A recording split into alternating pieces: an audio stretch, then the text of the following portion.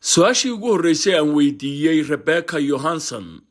waxay ahayd shaqooyinka ugu waaweyn ee hay'adda marka magaceeda la soo gaabiyo UDI ay u qabato dowladda Norway. The UDI is the central agency in the Norwegian Immigration Administration. The main tasks we're doing is that we process applications from people coming to Norway. shaqooyinka ugu waaweyn ee aanu qabanaabay tiri waxa weeyaan inaanu ka fiirsano dalabyada ay sameeyaan dadka Norway yimaada oo noqon kara bay tiri fiisayaasha deganaanshiyaha imaatinka qoysaska warqadaha deganaanshiyaha kuwa waxbarashada kuwa dhalashada warqadaha deganaanshiyaha abadiga ah iyo dalabyada magangelyada sidoo kale kuwa aan la siinin waraaqaha deganaanshiyaha ee lagu celin karayo wadamadoodii ayaanu iyagana u shaqaynaa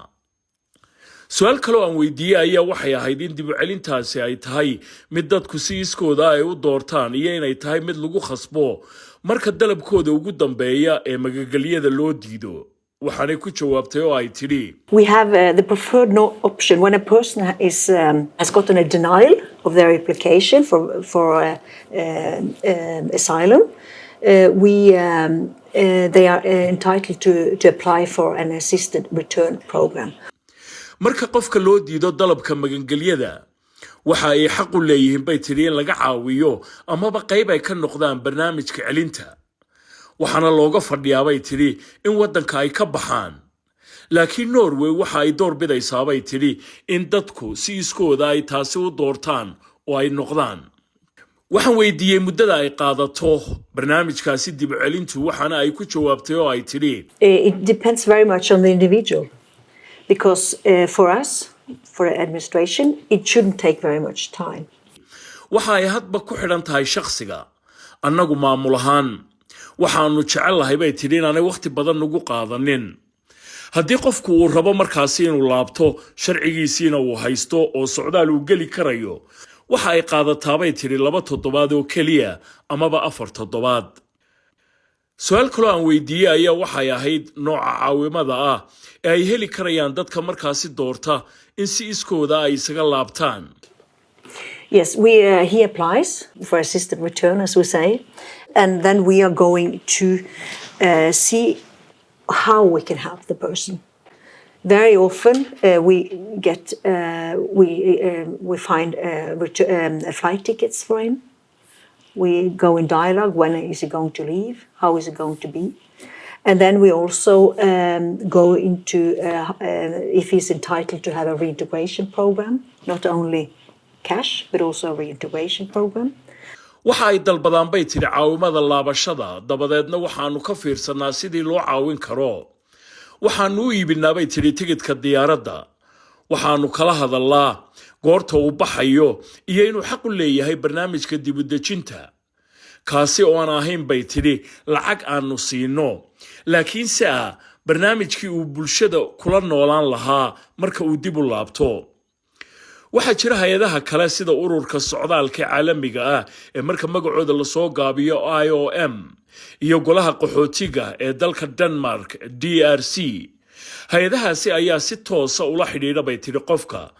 si ay u sii wadaan qorshaha dib u dejinta ee dadkaasi laabanaya si mar kale bulshada wadankooda ay u dhex galaan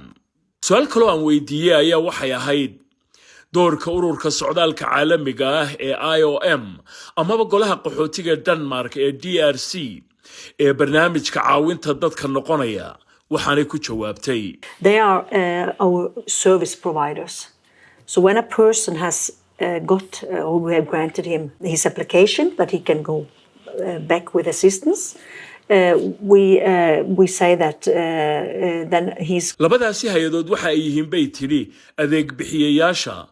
marka qofka la siiyo ogolaanshiyaha dib u noqoshada waxa loo gudbiyaa ururka socdaalka caalamiga ee IOM oo markaa kala hadla sidii loo qorsheyn lahaa laabashada qofkaasi si arrintaasi ay u wada sameeyaan su'aal kale oo arrintaasi ku saabsan oo aan weydiiyey ayaa waxay ahayd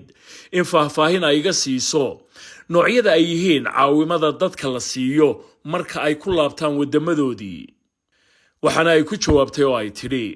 for instance Somalians Then the service provider is Danish Refugee Council, DRC, and then they are entitled to have some cash so they can have some money when they get back. waxay ku jawaabtay oo ay tiri tusaale ahaan dalka Soomaaliya oo kale waxa bixiya golaha qaxootiga ee Denmark waa hay'adda DRC waxaana qofkaasi uu xaq u yeeshaa bay tiri waxoogaa lacag oo u dhaxaysa 5 ilaa 15 kun oo lacagta kroonka ee Norway oo u dhiganta 500 ilaa 1500 oo dollar markaasi waxay helaan bay tiri adeegyo kale sida tababaro shaqooyin in ay bilaabaan ganacsiga waxyaabaha noocaas oo kala ah si ay nolosha bulshadaasi ula qabsadaan oo ay isu dabaraan iyadoo iga jawaabaysay su'aal kale oo aan weydiiyay oo ahayd haddii ay go'aansadaan dadku inay ganacsi yar abuurtaan noocyada dhaqaale ee ay heli karaan ee gargaarka ayaa waxa ay ku jawaabtay oo ay tiri waxa ay noqon kartaa lacagtaasi 30 kun oo lacagta Norway waxay u dhigantaa bay tiri qiyaastii 3 kun oo dollar mar aan weydiiyay inta qof ee Soomaalida ay ka faa'iideystay barnaamijkan 10kii sanadood ee uu jiray ayaa waxay igu jawaabtay in tiradaasi ay ka yar tahay ilaa 200 oo qof oo ka faa'iideystay mashruucan qiyaas ahaan bay tiri 190 qof oo Soomaaliya ayaa dib ugu laabtay wadankoodii. The Somalians are a bit below 200. It's about 190 people have gone back to Somalia with the assisted return program. maraan weydiiyay tirooyinka dadka iskooda u noqonaya ee markii hore qaxootinimada ka dalbaday wadanka Norway in sanadihii ugu dambeeyay ay sii kordhaysay amaba ay yaraatay ayaa waxa ay igu jawaabtay oo ay tiri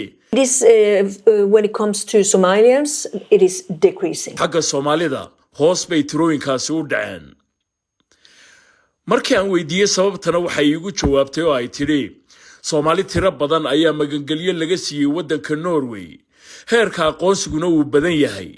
laakiin heerka aqoonsigu hoos buu imika u dhacay bay tiri mana jiraan Soomaali badan oo imika Norway timaada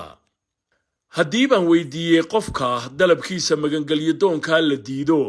oo la siiyo jawaab kaba dambayna oo haddana qofkaasi uu rabo in Norway uu iska sii joogo oo uu ku sii noolaado waxa dhici karaya ayaa waxay igu jawaabtay